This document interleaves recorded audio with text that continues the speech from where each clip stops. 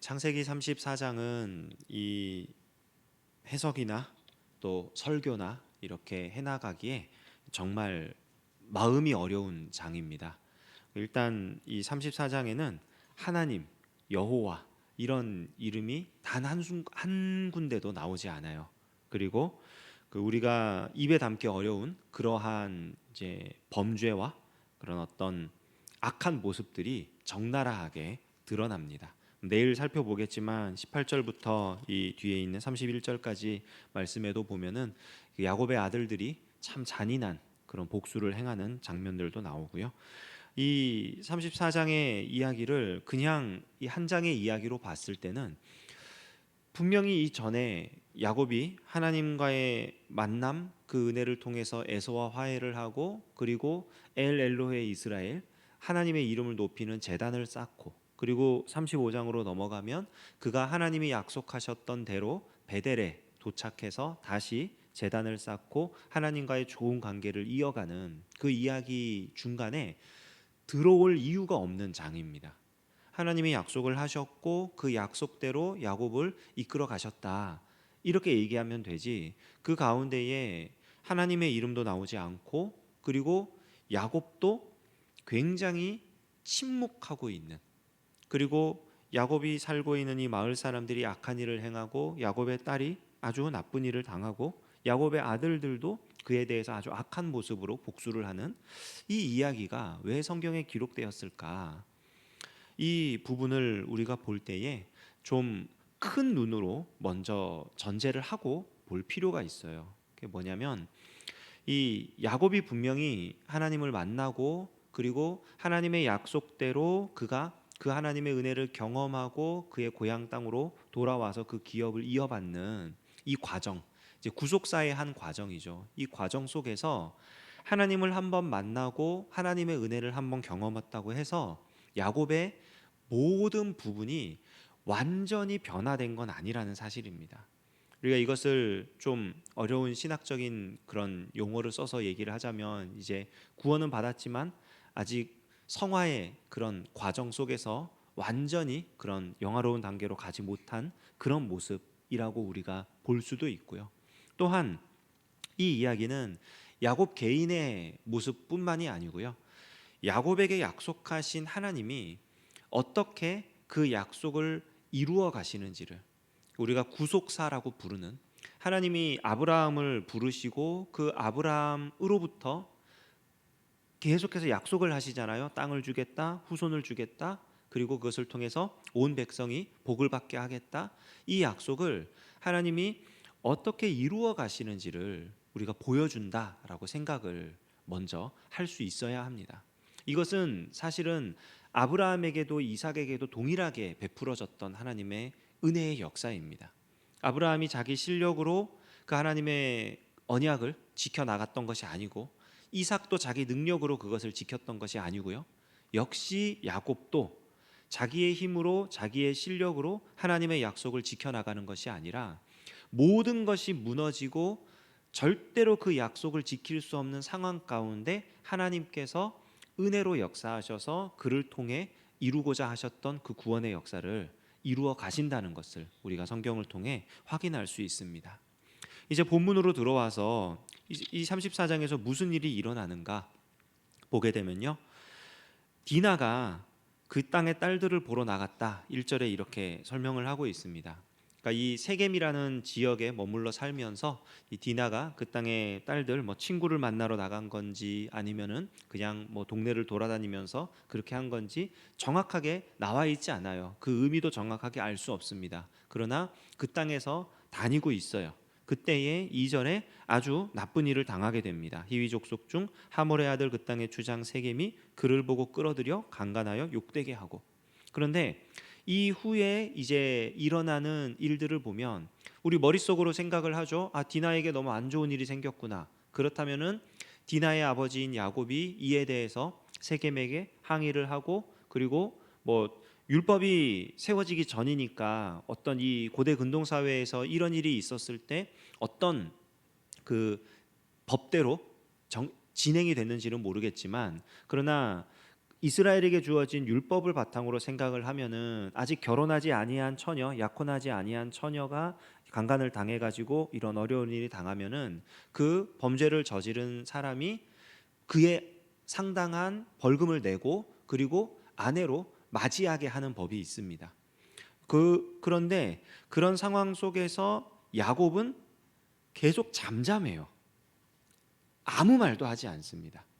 디나에 대해서도 무슨 말을 하지 않고 그 디나에게 몹쓸 짓을 한 세겜과 그의 아버지 하몰에 대해서도 아무 말도 하지 않습니다. 끝까지 침묵을 해요. 뒤에 내일 가서 보겠지만 야곱이 그 아들들에 대해서 분노하며 말을 하는 이야기가 나오는데 디나와 이 상황에 때문에 그런 것은 절대로 아니었습니다. 야곱이 끝까지 잠잠해요. 그런데 그 디나에게 몹쓸 짓을 한 이 세겜과 그의 아버지 하몰이 우리의 생각과는 좀 다른 반응을 보입니다. 야곱은 잠잠한데 세겜이 마음이 변해요. 그 마음이 깊이 야곱의 딸 디나에게 연연하며 그 소녀를 사랑하여 그의 마음을 말로 위로하고 정말 사랑의 감정을 느낀 거예요. 이게 정말 너무 좋은 거예요. 그래서 정식으로 혼인을 하겠다고 정식으로 요청을 합니다. 그리고 이 일에 세겜의 아버지 하몰도 같이 와서 이야기를 합니다. 내 아들이 당신의 딸에 대해서 이런 마음을 가지게 되었는데 우리 사이에 서로 혼인을 시킵시다. 이게 좋은 일인 것 같습니다. 그러면서 그 당신의 딸을 우리 아들에게 준다면은 이제 9절과 10절에 너희가 우리와 통혼하여 너희 딸을 우리에게 주며 우리 딸을 너희가 데려가고 너희가 우리와 함께 거주하되 땅이 너희 앞에 있으니 여기 머물러 매매하며 여기서 기업을 얻으라. 그 땅에 지금 야곱이 이 바로 전장에 보면은 베크시타를 주고 밭을 사가지고 거기서 머물면서 장막을 치고 이렇게 살았잖아요. 훨씬 좋은 조건으로 살게 해주겠다는 거예요. 훨씬 좋은 조건으로 살게 해주고 그리고 이 땅을 기업으로 누리도록 그렇게 해주겠다는 겁니다. 그러니까 내 아들이 사랑하는 당신의 딸을 정식으로 아내로 맞이해서 살 수 있도록만 해줘라. 그럼 우리가 해줄 수 있는 모든 혜택을 다 베풀어 주겠다. 이야기를 합니다. 그런데 그가 주는 그가 요청하는 그가 맺으려고 하는 이 계약의 내용을 보면은 굉장히 큰 이익을 얻을 수 있고 굉장히 어떤 혜택을 누릴 수 있는 그런 일인데 7절에 보면은 이 사건에 대해서 이렇게 말을 합니다. 야곱의 아들들은 들에서 이를 듣고 돌아와서 그들 모두가 근심하고 심히 노하였으니 이는 세겜이 야곱의 딸을 강간하여 이스라엘에게 부끄러운 일 곧 행하지 못할 일을 행하였음이더라. 야곱이 잠잠하고 침묵한 데 반해서 야곱의 아들들이 지금 분노했어요. 근심했어요. 디나에 대해서 걱정을 하기 시작했습니다. 그리고 뭐라고 설명을 하냐면은 이스라엘에게 부끄러운 일을 했다. 야곱의 딸이 당한 일에 대해서 이스라엘이라고 하는 하나님이 야곱에게 주신 새로운 이름 그리고 이후로 하나님의 백성으로서 살아가야 할 그 하나님의 백성의 이름을 들여와서 이스라엘에게 행치 못할 일이었다. 이렇게 설명을 하고 있습니다. 개인적인 인물에게 어떤 개인에게 일어난 일로 봤을 때는 이건 슬픈 일이에요. 그리고 야곱에게 봤을 때는 이것은 어찌 보면은 좀 비인간적이지만 이익을 얻을 수 있는 일이었습니다. 그런데 이스라엘이라고 하는 이름을 놓고 봤을 때 이 일은 부끄러운 일, 행치 못할 일이라고 성경이 기록하고 있어요. 왜 그러느냐면은 야곱은 하나님의 약속을 이루어가는 과정 중에 있는 사람입니다.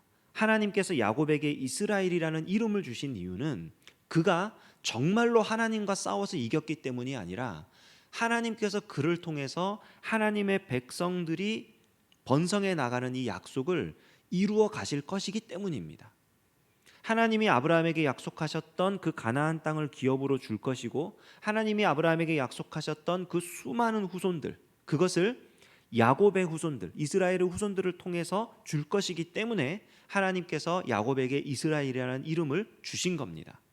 그런데 이 자리에서 만약 하몰의 아들 세겜이 디나에게 몹쓸 짓을 하고, 그리고 이를 통해서 어떤 경제적인 이익을 얻을 수 있는 계약을 맺고, 그리고 서로 간에 이 종족 간에 서로 결혼을 통혼을 하게 되고, 이 세겜이 주는 기업을 가지고 야곱이 기업으로 누리게 된다면 하나님이 주신 약속은 의미가 없어져 버리는 거예요.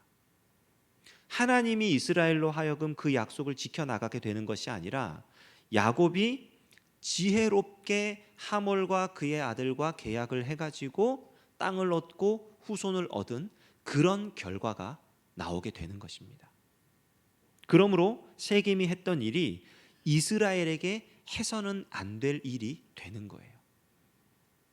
이 말 처음에 말씀을 시작하면서 이것은 구속사적인 차원에서 좀 넓은 의미로 볼 필요가 있다고, 그 전제를 하고 봐야 된다고 이야기를 드렸습니다. 하나님의 약속이 여러 가지 수단과 방법, 하나님의 어떤 이 여러 가지 일들을 통해서 그 약속을 이루어 가시는데, 절대로 악한 일, 죄된 일을 통해서는 하나님이 그 약속을 이루어 가지 않으십니다. 오늘 성경은 우리에게 그것을 정확하게 말해주고 있는 거예요. 근데 더 심각한 사건이 하나 있어요. 그게 뭐냐면, 이렇게 세겜과 그의 아버지 하몰이 와서 야곱에게 얘기를 하고 통혼을 하자 했을 때 야곱이 끝까지 침묵을 해요. 침묵을 하는 가운데 야곱의 아들들이 뭐라고 말을 하냐면은, 당신들이 14절에 야곱의 아들들이 그들에게 말하되 우리는 그리하지 못하겠노라. 할례 받지 아니한 사람에게 우리 누이를 줄 수 없노니 이는 우리의 수치가 됨이니라. 그런즉 이같이 하면 너희에게 허락하리라. 만일 너희 중 남자가 다 할례를 받고 우리 같이 되면 우리 딸을 너희에게 주며 너희 딸을 우리가 데려오며 너희와 함께 거주하여 한 민족이 되려니와. 갑자기 할례를 가지고 와요. 당신들이 할례를 받지 않았기 때문에 우리는 당신들과 결혼할 수 없습니다. 당신들이 할례를 받는다면 마음껏 결혼하도록 하겠습니다. 그런데 이 아들들의 제안에 대해서 아들들이 말하기 전에 13절에 이 아들들의 대답을 성경이 뭐라고 판단을 하냐면요, 야곱의 아들들이 세겜과 그의 아버지 하몰에게 속여 대답하였으니. 속여 대답하였으니. 그러니까 이 야곱의 아들들이 내건 제안이 지금 올바른 의도를 가지고 한 제안이 아니에요. 분명히 그들이 이 속임수를 쓴 이유는 있습니다. 근거는 있습니다. 그건 뭐냐면 세겜이 그 누이 디나를 더럽혔습니다. 나쁜 일을 당했어요. 당하면 안 될 일을 당했어요. 그러니까 당연히 복수하겠다는 거예요. 나쁜 일을 했으니까 그에 대해서 징벌을 내리겠다. 죄를 지었으니 벌을 주겠다. 그런데 그 벌을 내리는 수단을 지금 야곱의 아들들이 할례를 가지고 사용을 합니다. 근데 할례는 무엇입니까? 하나님께서 내 백성이다, 하나님의 언약 가운데 사는 언약 백성이다라는 것을 보여주기 위해서 증표로 쓰라고 주신 것이 할례예요. 결코 다른 사람들에게 피해를 입히거나 이방인과 마음껏 통혼하라고 주신 도구가 아닙니다. 그들이 이스라엘이 된다면, 그들이 하나님의 백성이 된다면 그 표시로 할례를 행하는 거지, 할례를 행하면 무조건 결혼해도 된다, 같은 민족이 된다, 이런 차원의 얘기가 아니에요. 그러나 그 아들들이 지금 할례를 그렇게 이용하고 있는 거예요.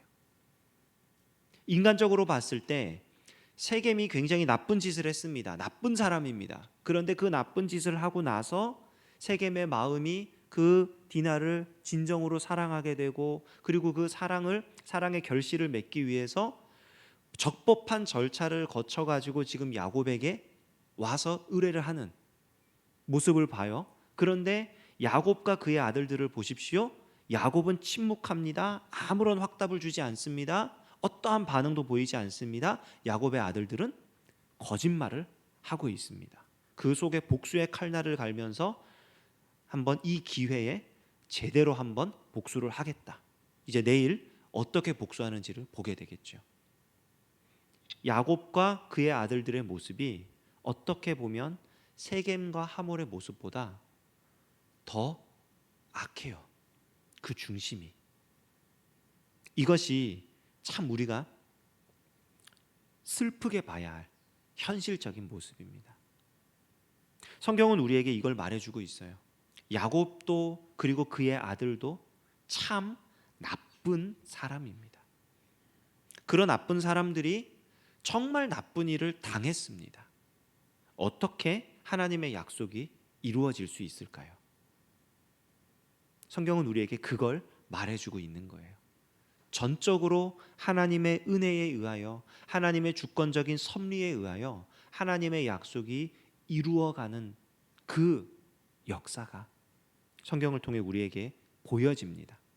오늘 우리가 끝까지 그 모습을 다 살펴볼 수는 없지만 우리 내일 또 그 다음 날 과정을 통해서 하나님께서 어떻게 죄악된 우리의 모습을 압도하시고 은혜를 베푸시며 하나님의 약속을 이루어 가시는지 우리가 성경을 통해 확인하고 또 그 은혜를 힘입어서 오늘 하루도 우리의 죄악된 모습은 하나님께서 회개하게 하시고 그리고 우리가 당하는 그런 여러 가지 상황과 환경 속에서 하나님의 은혜로 승리하며 살아갈 수 있도록 이 하루를 기도하며 승리하는 저와 여러분 되시기를 주님의 이름으로 축원합니다. 기도하겠습니다. 하나님 아버지, 은혜와 사랑을 감사드립니다. 계속해서 부정적인 소식들이 많이 들리는 가운데에 우리를 안전하게 지켜주시고 보호하여 주셔서 이 새벽에 나와 기도함으로 하루를 시작하게 하시니 참으로 감사드립니다. 우리는 죄인입니다. 우리가 결코 하나님 앞에 의롭다 말할 수 없고 우리가 결코 하나님의 뜻을 우리 생각대로 우리 계획대로 정말 온전히 이루어갈 수 없는 존재라는 것을 먼저 고백합니다. 우리는 주의 은혜로 살 수밖에 없사오니 주여 은혜를 베풀어 주시고 이 하루를 승리하도록 역사하여 주시옵소서. 예수님의 이름으로 기도합니다. 아멘.